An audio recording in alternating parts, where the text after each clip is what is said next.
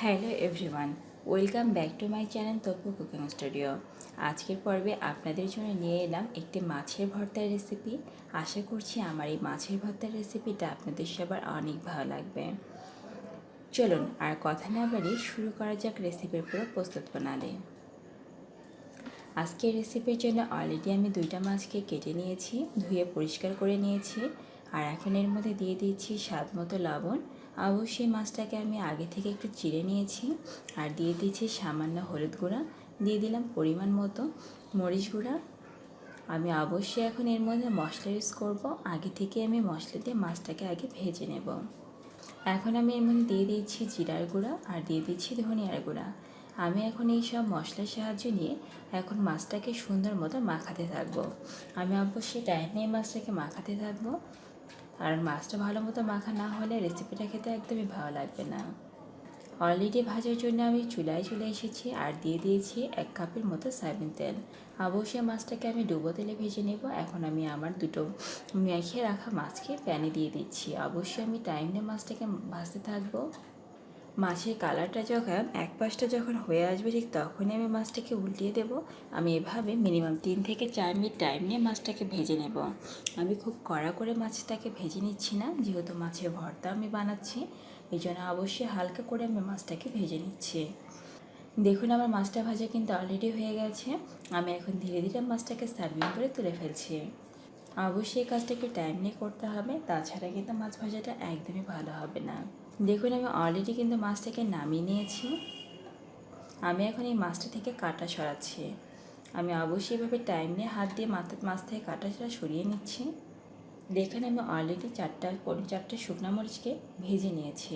এই শুকনো মরিচের ভেতর আমি এখন দিয়ে দিচ্ছি স্বাদ মতো লবণ। অবশ্যই লবণ দিয়ে আগে সুন্দর করে হাত দিয়ে এভাবে শুকনো মরিচটাকে ভেঙে নিতে হবে, কারণ লবণ ছাড়া শুকনো মরিচটা কিন্তু খুব ইজিলিভাবে ভাঙানো যায় না। আর অবশ্যই মরিচটা যতটা ভালো মতো ভাঙানো যাবে তার উপর ডিপেন্ড করবে আপনার এই মাছের ভর্তার টেস্ট।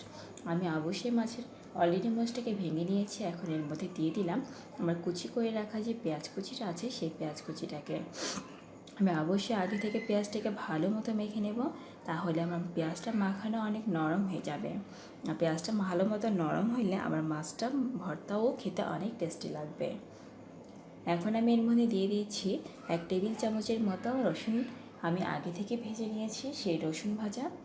এখন এই রসুন ভাজার সাথে আমি দিয়ে দিচ্ছি আমি যে মাছটাকে আগে থেকে ভেজে নিয়েছি, সেই মাছটাকে আমি কিন্তু কাঁটা ছড়িয়ে নিয়ে অবশ্যই শিলপাটা দিয়ে বেটে নিয়েছি। এখন দিয়ে দিলাম 1 টেবিল চামচের মতো সরিষার তেল।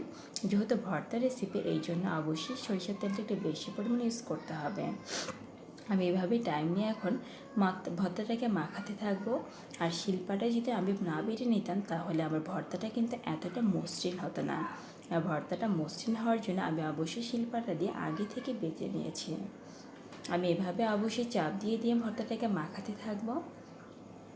আর এই ভর্তা রেসিপি খেতে কিন্তু অনেক টেস্টি, এই জন্য আমি ভর্তাটা বাড়িতে প্রায় বানিয়ে থাকি। যেহেতু সামনে পয়লা বৈশাখ, এই জন্য আমি ভর্তাটা আবারও তৈরি করছি। দেখুন আমার অলরেডি ভর্তাটা বানানো হয়ে গেছে।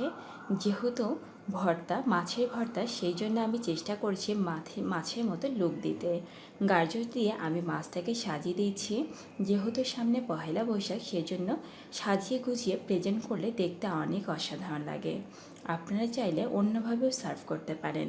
দেখলেন তো কতটা সহজভাবে মাছের ভর্তা তৈরি করলাম। আশা করছি আপনারাও ট্রাই করবেন, আপনাদের ভালো লাগবে এতটুকু বিশ্বাস আমার আছে। যেহেতু কিছুদিন পর পহেলা বৈশাখ, আপনাদের পহেলা বৈশাখ খুব ভালো কাটুক এই কামনা করে আজকের মতো এখানেই বিদায় নিচ্ছি। সবাই অনেক ভালো থাকবেন।